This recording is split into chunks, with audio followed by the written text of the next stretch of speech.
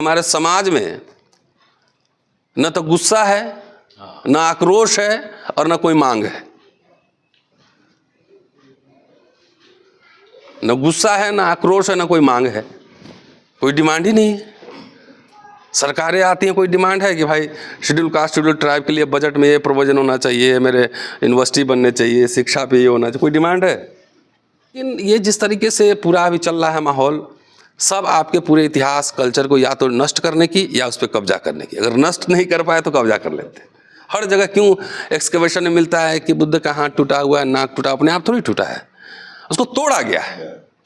तो इसको हमको रिक्लेम करना पड़ेगा हिस्ट्री पर। विचार को सरल बनाया जाए। जैसे आप जानते हैं, जितने आप त्रिपिटक या जब पढ़ते हैं तो वो पाली में पढ़ते हैं।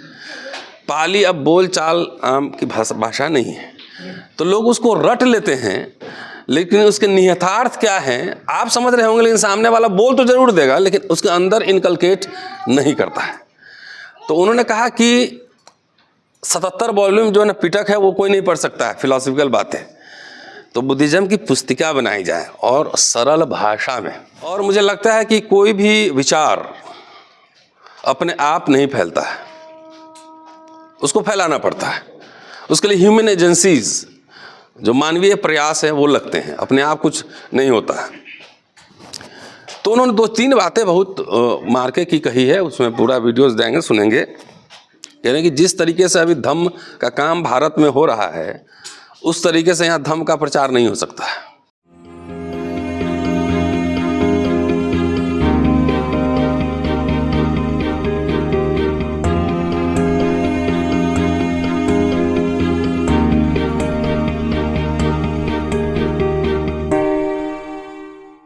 सबको नमो बुद्धाय, जय भीम। और बहुत बहुत शुक्रिया, मतलब कि जिंदल साहब से मेरी बात हुई थी कल। तो जिंदल साहब, मैं इतिहास का छात्र हूँ, तो हम लोग स्थापत्य कला भी पढ़ाते हैं, मंदिर भी पढ़ाते हैं, मस्जिद भी पढ़ाते हैं, गिरजाघर भी पढ़ाते हैं, बुद्ध विहार भी पढ़ाते हैं। तो हमारे हिसाब से जो ऐतिहासिक दृष्टिकोण से जो महत्वपूर्ण स्थल होते हैं, वहाँ पे हम लोग ज़रूर जाते हैं। तो इसलिए उसमें कोई ये नहीं, अब हमारे लोग मंदिर में जाकर कर्मकांड करना और मंदिर को जाकर पढ़ना, दोनों दो बातें होती हैं। तो हम लोग पढ़ते हैं, पढ़ाते हैं, आर्ट आर्किटेक्चर पढ़ाते हैं, तो डिफरेंट तरह की शैलीज हैं, द्रविड़ है, नागर है, तो उसको पढ़ना पड़ता है, समझना पड़ता है। कहीं जाते हैं उसको देखते हैं, स्टडी भी करते हैं। लेकिन अच्छा लगा कि मुझे नहीं पता था कि यहाँ पर बुद्ध विहार भी है, और इसके बारे में हम आप लोगों से जानेंगे अभी। और मुझे ज़्यादा कुछ नहीं कहना है, मेरा एक यूट्यूब चैनल पे मैं बोलता हूँ, और ख़ास तौर से ये बच्चे यंगस्टर्स के लिए कह रहा हूँ मैं, कि वो एजुकेशन का चैनल है, वो न्यूज़ चैनल नहीं है। और मैं पढ़ता हूँ बाबा साहब को, और अपने जितने और बहुजन नायक नायिकाएँ हैं उनको पढ़ता हूँ, और उसके बारे में उस पर बात करता हूँ। और ये मैं ही नहीं करता हूँ, मेरी पत्नी भी उसमें शामिल हैं, और वो भी सुबह एक एपिसोड डालती हैं। तो ये फिर आइडिया कैसे आया कि क्लासरूम से बाहर निकल के पूरे दुनिया को एक क्लासरूम बना दिया जाए। तो ये टेक्नोलॉजी और डिजिटल ज़माने में अगर हम लोग ये नहीं कर पाए, तो हमको लगता है कि सच्ची एजुकेशन और वो बात बनेगी नहीं, कि जो हम क्लास में पढ़ा रहे हैं 40 स्टूडेंट को तो पढ़ाना ही है वो, लेकिन पूरे दुनिया को एक यूनिवर्सिटी में, एक क्लासरूम में तब्दील कर दिया जाए, इससे बेहतर क्या हो सकता है। तो लॉकडाउन के दरमियान मोदी जी ने मुझे भी आपदा में अवसर दे दिया, उसी दौरान बना था ये। तो घर में बैठ के क्या करता, चलो यूट्यूब बना, बेटा मेरा बनाया, मुझे तो कुछ आता भी नहीं है, मैं ज़्यादा टेक से भी नहीं हूँ। हमारे कुछ सहयोगी हैं, साथी, वो देखते हैं इसका टेक्निकल पार्ट, लेकिन हम कंटेंट उसका जनरेट करते हैं। तो क्यों मुझे ये करना पड़ा, क्योंकि पढ़ाने के अलावा मैं एक्टिविस्ट भी हूँ, और मैं घूमता रहता हूँ देश के कई शहरों में। और यकीन मानिए, मेरी शायद ही कभी कोई छुट्टी होती है। शनिवार रविवार जब लोग रेस्ट करते हैं अपने घर में, तो मैं भारत के किसी न किसी शहर में रहता हूँ छुट्टी के दिन, और मुझे लगता है कि मेरी कोई छुट्टी नहीं होनी चाहिए, और लोगों के बीच जाके बातचीत करनी चाहिए।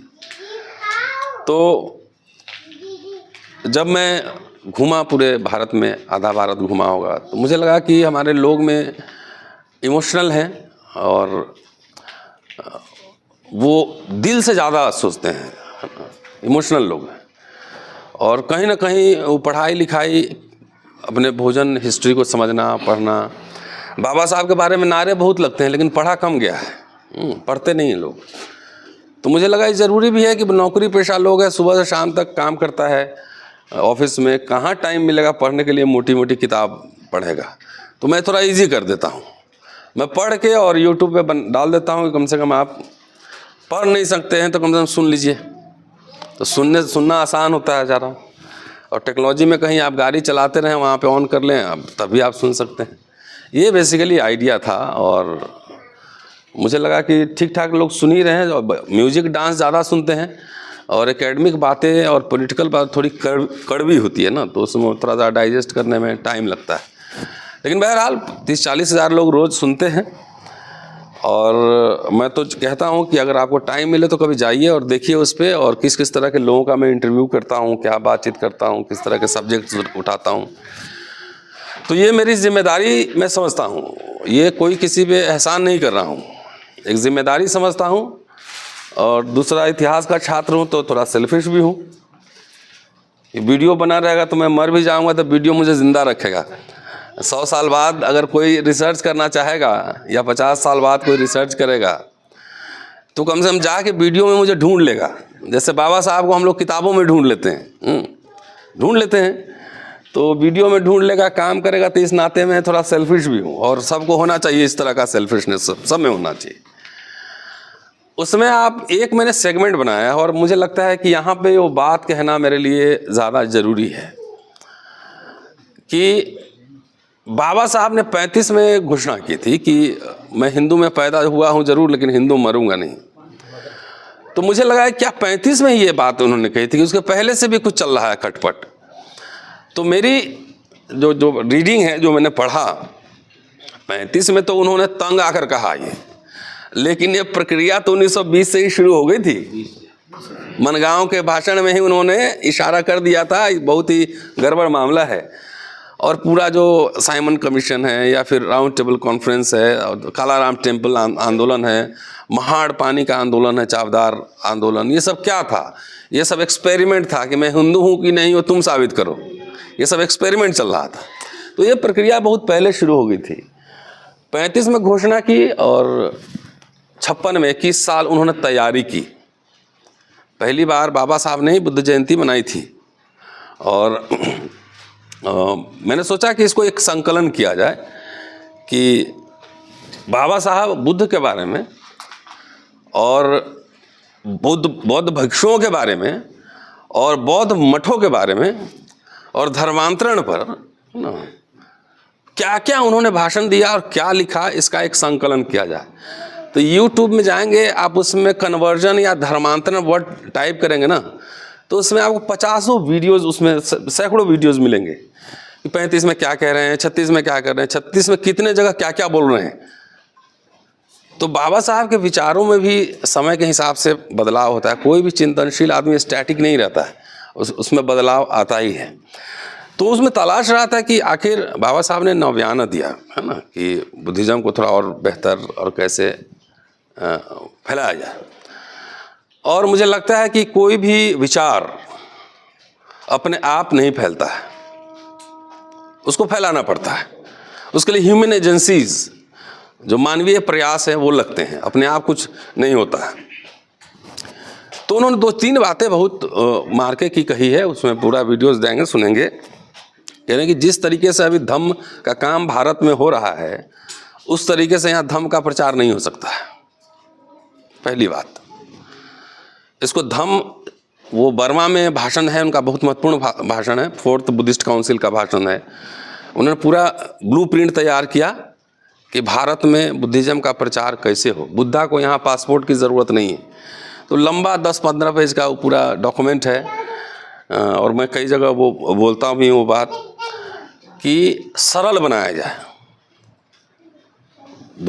विचार को सरल बनाया जाए। जैसे आप जानते हैं, जितने आप त्रिपिटक या जब पढ़ते हैं तो वो पाली में पढ़ते हैं। पाली अब बोल चाल आम की भाषा नहीं है, तो लोग उसको रट लेते हैं लेकिन उसके निहितार्थ क्या है आप समझ रहे होंगे, लेकिन सामने वाला बोल तो जरूर देगा लेकिन उसके अंदर इनकलकेट नहीं करता है। तो उन्होंने कहा कि 77 वॉल्यूम जो है ना पिटक है वो कोई नहीं पढ़ सकता है फिलॉसफिकल बातें, तो बुद्धिज्म की पुस्तिका बनाई जाए और सरल भाषा में कि जिससे कि आम जनता उसको समझ सके। परिवार के साथ बुद्ध विहार में आइए, मीटिंग हो। बुद्ध विहार के साथ साथ स्कूल और कॉलेज खोले जाएं। और एग्जाम्पल उन्होंने दिया ईसाई मिशनरियों का कि बुद्ध विहार के साथ स्कूल और कॉलेज खोले जाएं और उससे जो फंड आएगा उससे बौद्ध विहार मेंटेनेंस भी होगा, साथ में लोगों में, बच्चों में इस विचार ट्रैवल करेगा, जाएगा।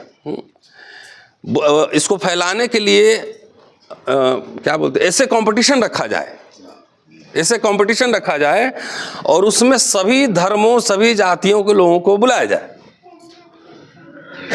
सभी जाति, सभी धर्म के लोगों को बुलाया जाए और जो 3 बेहतर हो उसको प्राइज दिया जाए। ये सब आइडिया उनका था। फिर कहते हैं कि भाई ये प्रचारक जो है वो फुल टाइम हो, उसको तनख्वाह दिया जाए और इनिशियल स्टेज में वो विवाहित हो, उसके शादीशुदा हो प्रचारक जो बुद्धिज्म को प्रचार करे। तो बहुत सारे आइडिया उन्होंने दिए और उन्होंने कहा ही भी कहा कि जिस तरीके से लंका में गए थे उनका बहुत ही खराब अनुभव था कि कैसे जो बुद्ध मठ के जो आचार्य हैं वो मच्छिया बोलते हैं ना, चौकी, उस पर बैठे 2 मिनट मंत्र बुदबुदा के फिर चले गए। बोले अगर इस तरह से बुद्धिज्म को अगर प्रचार करना है तो होली आपको कभी ये प्रचार नहीं हो सकता है। तो हाँ, आ जाओ जी इधर आओ। तो कह रहे हैं कि ये बुद्धि जब तक घर घर जाकर आप इस विचार को नहीं पहुंचाएंगे, प्रचार नहीं करेंगे, और बोलते हैं बीच बीच में जाकर टेस्ट भी करना है कि जितना पढ़ाया गया है वो सीखा कि नहीं है? तो जो आडंबर पाखंड जो घर में बैठा हुआ है तो उसको हटा के ज्ञान विज्ञान को उसमें ले जाना पड़ेगा, अपने आप नहीं जाएगा। बोले कि जितने मॉन्क है, मेरा नहीं कहा हुआ, सब बाबा साहब की बात आपको बता रहा हूं कि जितने यहाँ भिक्षु हैं वो कह रहे हैं कि इस सब तो खा के खाली पेट निकाला हुआ है। बाबा साहब का कहना है कि घर घर जाके जो प्रचार करना चाहिए था। आज भी मुझे नहीं पता लगता है कि कोई आपके घर में जाके कोई संगठन वाले या बौद्ध भिक्षु या जितने मिशनरी लोग हैं घर जाके प्रचार तो नहीं कर रहा होगा ना। ये व्यक्तिगत बात नहीं ना, पूरे भारतवर्ष नहीं है अजमेर, है ना। हम तो जाके चलिए गया में ले चलते हैं, मेरा घर मुजफ्फरपुर है, गया में ले चलता हूँ। वहाँ जाके जो है आप बोलिए तो कितने मॉन्क वहाँ जाके गया में बुद्धिज्म का प्रचार कर रहे हैं, एक बार जरा पूछ के बताइए। ये तो आप इंडिविजुअल एफर्ट्स लगा रहे हैं, हम इंडिविजुअल एफर्ट्स लगा रहे हैं, बिल्कुल सही, ठीक है। हम लोग मिडिल क्लास लोग जो है कहाँ फैल रहा है, जैसे नौकरी पेशा लोग हैं उनको बात समझ में आ रही है तो वो बौद्ध परिवार मिलन कर रहे हैं। तो इंडिविजुअल एफर्ट्स लग रहे हैं, जो इंस्टीट्यूशंस की ओर से, संस्थानों की ओर से जो प्रयास होना चाहिए उसकी बात कर रहे हैं बाबा साहब, ठीक है। ये बात कह रहा हूँ, मेरी बात नहीं है, ये बाबा साहब की किताब में लिखा उस जमाने की बात कर रहा हूँ। 50 साल में बदलाव भी आया है, लेकिन जिस रफ्तार में बदलाव होना चाहिए था वो रफ्तार नहीं है। और उसका काम वो बेसिकली संस्थानों का काम होता है। अब मंदिर के पुजारी जाते हैं ना घर घर, जाके दुकान पे मानते हैं, टीका लगाते हैं, 10 रुपया लेते भी हैं। भिक्षु जाके बॉल लेके और जाके लोगों से नहीं ना भिक्षा ले रहे हैं ना, घर घर में जा रहे हैं। तो ये बात बाबा साहब कह रहे हैं, मुझे लगता है कि आज भी ये बात सही है। हाँ, इंडिविजुअल एफर्ट्स में हम लोग जो कर रहे हैं वो अलग बात है और बदलाव आ रहा है। दूसरी बात, अगर ये सब होता, ये हम सबके आंख के सामने हो रहा है, सारे बौद्ध विहारों को, मठों को कब्जा कर लिया गया है, इसके लिए कोई आंदोलन है? जितने आर्कियोलॉजी, आप चलिए सिरपुर आप गए हैं कि नहीं गए मुझे पता नहीं, मैं 2 बार जा चुका हूँ। कोसल साम्राज्य की जो है वो राजधानी थी और पूरा एरिया बौद्ध एरिया है, कितने स्तूपास हैं, कितने विहार हैं वहाँ पर, यूनिवर्सिटी था, ठीक है। पूरा एरिया जहाँ आप ढूंढो वहाँ हाथ रखो बुद्ध मिलेंगे, जहाँ हाथ रखो बुद्ध मिलेंगे। लेकिन जाके देखिए वहाँ भी कब्जा करके मंदिर बना लिया कि नहीं बनाया। चलिए गया चलते हैं, वहाँ भी एक बड़ा इंपॉर्टेंट बौद्ध विहार है, उसमें भी मंदिर बन गया है। बुद्ध को जो है टीका उका लगा के विष्णु बना दिया। तो ये सब बात जब तक हम इस पर चर्चा नहीं करेंगे, समझेंगे नहीं, इसके लिए एक अखिल भारतीय बौद्ध आंदोलन भी होना चाहिए ना, कि हमारे जो अभी आर्कियोलॉजिकल सर्वे ऑफ इंडिया बहुत जगह एक्सकवेशन करने जा रहा है, और उसमें क्या बौद्ध आचार्य लोग नहीं जाने चाहिए? जाने चाहिए ना, वहाँ जाने चाहिए भाई, इस्लाम के भी लोग जाने चाहिए, आचार्य भी जाने चाहिए, सभी धर्मों के लोग देखने चाहिए कि निकल क्या रहा है। अयोध्या में भी जाके देखिए क्या निकला एक्सकवेशन में, अभी एक हुआ है मेरठ एक्सप्रेसवे बन रहा है, हर जगह बुद्ध ही निकल रहा है। तो उसको प्रिजर्वेशन के लिए, अपने इतिहास को बचाने के लिए, इतिहास को बचाने के लिए एफर्ट्स नहीं होने चाहिए, नहीं तो आपका तो सारा विचार कब्जा कर लेगा, सारा इंस्टीट्यूशन कब्जा कर लेगा। ये बात बाबा साहब उस समय ये बात कह रहे थे। तो इसलिए साथियों मुझे लगता है कि बहुत बढ़िया एफर्ट्स आपने लगाया है, बहुत शानदार बौद्ध विहार है, इसके बारे में जानेंगे, बातचीत भी आप लोगों से करेंगे। लेकिन जो व्यक्तिगत प्रयास और संस्थागत प्रयास में अंतर होते हैं। एक स्कूल यूनिवर्सिटी हम लोग नहीं चला रहे हैं, चल रहा है? तो ये हम एज ए रिसर्चर एक्टिविस्ट अगर समीक्षा अपने आप की भी कर रहे हैं तो उसमें बुरा मानने की बात नहीं है, हाँ, उसमें बुरा मानने की बात नहीं है। और ये तो अच्छा लगा कि आप ट्रस्ट बना के आप लोग ये एफर्ट्स कर रहे हैं। और जो काम जो प्रोफेशनल लोग हैं, जो मॉन्क्स हैं, जो भिक्षु हैं, उनके बारे में बाबा साहब कह रहे थे कि वो इतना कठिन भाषा का इस्तेमाल करते हैं कि आम लोग समझ ही नहीं पाएगा। तो उसको कैसे सिंप्लीफाई किया जाए, पूरा सूत्र उसको सिंप्लीफाई कैसे किया जाए कि आम लोग के जहन में वो बात पहुँचे। तो ये तो जानते हैं। अभी मैं आपको बताऊं क्या, अभी तो पूरा धर्म युद्ध चल रहा है, मनुस्मृति और संविधान में चल रहा है। तो हम लोग तो संविधान वाले पक्ष में हैं, तो इसकी कीमत भी चुकानी पड़ती है। लेकिन ये जिस तरीके से पूरा अभी चल रहा है माहौल, सब आपके पूरे इतिहास कल्चर को या तो नष्ट करने की या उस पर कब्जा करने की। अगर नष्ट नहीं कर पाए तो कब्जा कर लेते हैं। हर जगह क्यों एक्सकवेशन में मिलता है कि बुद्ध का हाथ टूटा हुआ है, नाक टूटा, अपने आप थोड़ी टूटा है, उसको तोड़ा गया है। तो इसको हमको रिक्लेम करना पड़ेगा हिस्ट्री पर, है ना, पुनः उस पर दावा ठोकना पड़ेगा। और दावा ठोकने में मुझे लगता है कि बौद्ध विहार और बौद्ध मठ और बौद्ध भिक्षु विशेष रूप से और भिक्षुनी हैं, उनकी बहुत ही महत्वपूर्ण भूमिका होनी चाहिए। अपने विरासत, इतिहास, धरोहर को बचाने के लिए उसकी महत्वपूर्ण भूमिका होनी चाहिए। कल मैंने एक और बात कही है कि हमारे समाज में न तो गुस्सा है, न आक्रोश है और न कोई मांग है। न गुस्सा है, न आक्रोश है, न कोई मांग है, कोई डिमांड ही नहीं है। सरकारें आती हैं, कोई डिमांड है कि भाई शेड्यूल कास्ट शेड्यूल ट्राइब के लिए बजट में ये प्रोविजन होना चाहिए, मेरे यूनिवर्सिटी बनने चाहिए, शिक्षा पे ये होना चाहिए, कोई डिमांड है? कोई एनालिसिस है? तो इसलिए थोड़ा सा हम उद्वेलित करने की कोशिश कर रहे हैं। सोचो, और यकीन मानिए इसके लिए मेरी बहुत सारी धज्जी, हम लोग मुझे गालियां भी देते हैं, मैं सुन लेता हूं, मुझे पता है कम से कम इतना तो आया, कुछ नहीं सकता, इतना आया, कम से कम गाली देना आया। तो ठीक है। तो इतिहासकार का काम सिर्फ कथा वाचना नहीं होता है। इतिहासकार का काम इतिहास के साथ मुठभेड़ करना होता है, उससे एकदम इनकाउंटर करना होता है, और नए नए सवाल खड़े करने होते हैं ताकि लोग उसका जवाब तलाश सकें, ढूंढ सकें। नए सवाल खड़े करने होते हैं।